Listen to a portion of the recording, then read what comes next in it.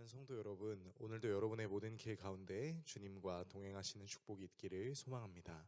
오늘 우리가 함께 묵상하실 하나님 말씀은 잠언 29장 16절에서 27절의 말씀입니다. 악인이 많아지면 죄도 많아지나니 의인은 그들의 망함을 보리라. 내 자식을 징계하라. 그리하면 그가 너를 평안하게 하겠고 또 내 마음에 기쁨을 주리라. 묵시가 없으면 백성이 방자히 행하거니와 율법을 지키는 자는 복이 있느니라. 종은 말로만 하면 고치지 아니하나니 이는 그가 알고도 따르지 아니함이니라. 내가 말이 조급한 사람을 보느냐? 그보다 미련한 자에게 오히려 희망이 있느니라. 종을 어렸을 때부터 곱게 양육하면 그가 나중에는 자식인 채 하리라. 노하는 자는 다툼을 일으키고 성내는 자는 범죄함이 많으니라. 사람이 교만하면 낮아지게 되겠고 마음이 겸손하면 영예를 얻으리라. 도둑과 짝하는 자는 자기의 영혼을 미워하는 자라. 그는 저주를 들어도 진술하지 아니하느니라.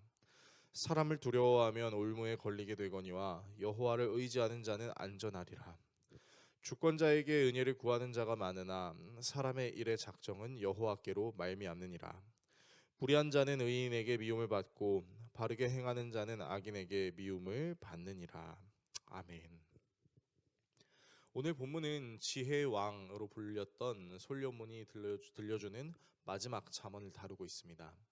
사실 잠언에는 솔로몬 외에도 몇 저자들이 더 있긴 하지만 잠언은 대부분이 솔로몬이 집필한 것이므로 솔로몬의 잠언이라고 불리기도 하는데요.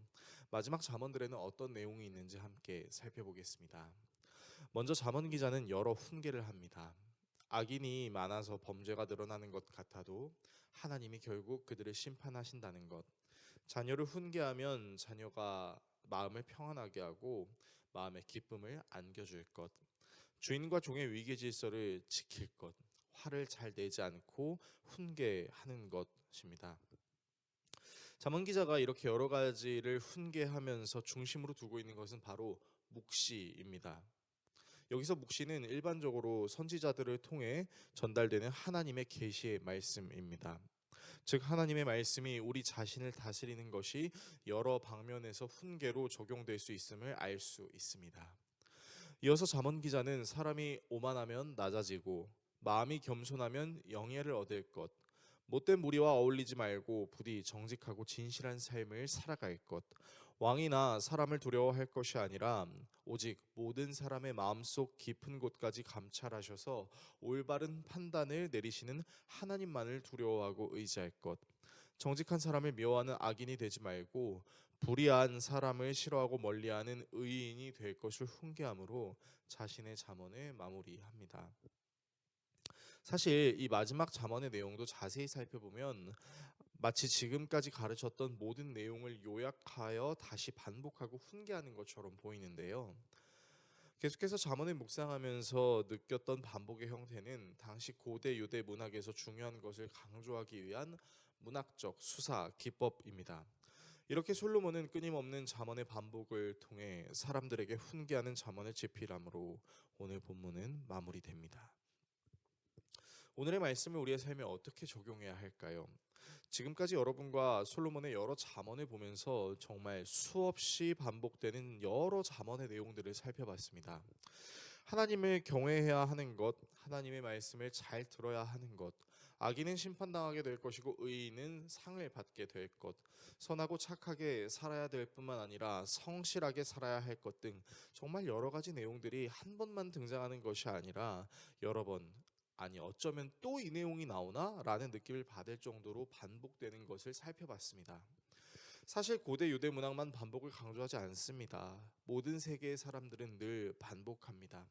특히 중요한 사실을 알아야 함에 있어서는 여러 번 강조해도 부족하다고 생각하지 않습니다. 그리고 여러 번 강조해야 할 가장 중요한 것은 바로 하나님입니다. 우리가 신뢰하는 하나님이 어떤 분이신지, 그분이 우리에게 어떤 일을 행하셨는지, 그분이 행하신 일이 오늘을 사는 우리에게 어떤 영향력이 있는지를 계속해서 반복하는 것이야말로 진정한 신앙생활이라고 할 수 있겠죠. 우리의 신앙생활은 이렇게 지속 반복적으로 하나님을 기억하는 것입니다. 내가 하나님을 위해 무언가를 하는 것도 신앙생활이라고 말할 수 있겠지만 가장 중요한 신앙생활은 내가 무엇을 하기 이전에 하나님께서 내게 무엇을 행하셨는지를 계속해서 아는 것입니다. 그리고 우리는 하나님을 기억하는 지속 반복을 통해 놀라운 사실을 얻게 될 것입니다. 매번 반복적으로 하나님을 기억하는 것이 마치 다람쥐가 쳇바퀴를 굴러가는 것 같은 지루함이 아닌, 매일 우리에게 성실하게 역사하실 뿐만 아니라 날마다 새롭고 늘 새로우신 하나님의 성실이 무엇인지를 경험하게 된다는 사실을 말이죠. 그러므로 똑같은 하나님의 말씀을 반복하고 똑같은 하나님을 신뢰하는 것이 우리 인생의 지루한 일이 아닌 날마다 새롭고 늘 새로우신 주님의 성실하심을 경험하는 은혜로 여기며, 하나님의 말씀을 날마다 묵상하는 우리 모두가 될 수 있기를 예수 그리스도의 이름으로 축원합니다. 기도하겠습니다. 우리를 사랑하시는 하나님, 날마다 하나님을 기억하기를 원합니다. 날마다 하나님을 잊지 않기를 원합니다. 그렇게 우리가 하나님을 품으며 살아갈 때 날마다 새롭고 늘 새로우신 주님의 성실하심을 경험하는 은혜를 통하여 가장 중요한 신앙생활인 하나님을 기억하고 신뢰하는 것을 멈추지 않는 우리의 삶이 되게 하여 주십시오. 예수 그리스도의 이름으로 기도합니다. 아멘.